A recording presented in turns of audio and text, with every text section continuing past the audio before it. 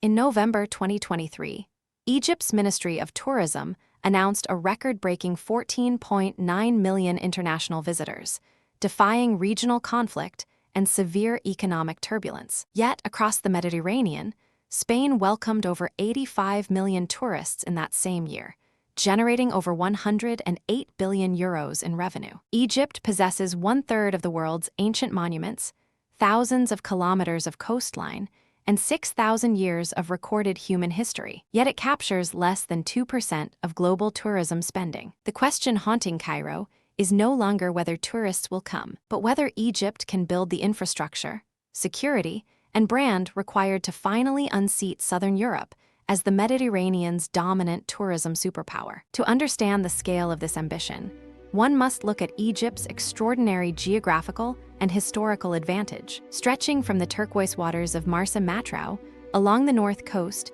to the coral reefs of Sharm el-Sheikh on the Red Sea. Egypt sits precisely at the crossroads of Africa, Asia, and Europe. For centuries, travel to Egypt was an elite pilgrimage reserved for wealthy European aristocrats, following the footsteps of French archaeologist Auguste Mariette, who uncovered the Serapeum at Saqqara in 1851. But modern global tourism requires mass appeal, seamless transit, and unyielding domestic security. Under Minister of Tourism Ahmed Issa, Egypt launched its ambitious Vision 2030 national strategy, aiming to attract 30 million tourists annually by doubling hotel capacity from 215,000 rooms to 400,000 rooms, and expanding low-cost airline access across the Mediterranean basin. This massive expansion relies on unprecedented physical transformations across the Egyptian landscape. In Giza, after 2 decades of construction delays and an estimated cost exceeding $1.2 billion, the Grand Egyptian Museum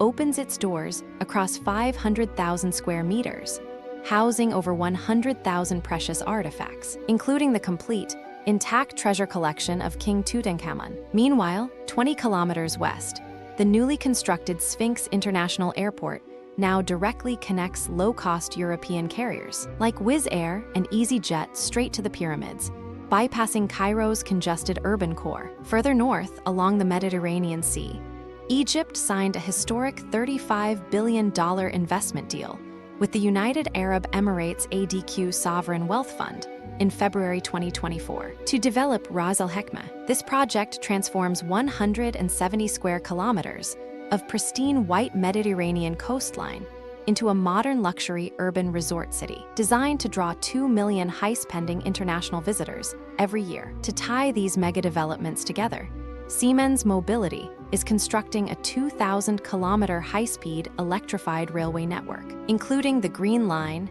connecting the Red Sea port of Ain Sakhna directly to Marsa Matruh on the Mediterranean coast, at operational speeds of 230 kilometers per hour. Yet every brick laid and every track placed rests on a precarious foundation of extreme national vulnerability. On October 31, 2015, Metrojet Flight 9268 crashed over the Sinai Peninsula, wiping out Russian tourism overnight, while the 2011 revolution saw visitor numbers collapse from 14 million to barely 8 million within 12 months. Today, active regional conflicts along the Gaza border and Red Sea maritime disruptions continually threaten Egypt's fragile foreign exchange reserves, proving that multi-billion-dollar megaprojects cannot fully insulate a nation from sudden, devastating geopolitical shocks. Egypt is fundamentally reinventing its ancient identity for 21st century global capital, shifting from traditional heritage tours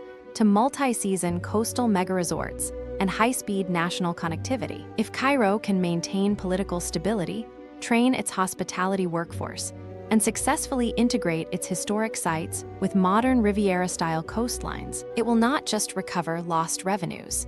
It will permanently redraw the economic map of the Mediterranean basin. The ancient empire of the pharaohs is transforming into a modern hospitality powerhouse, proving that history alone does not sustain an economy, but infrastructure and long-term vision can. If you found this deep dive valuable, subscribe now to explore how economics, infrastructure, and geopolitics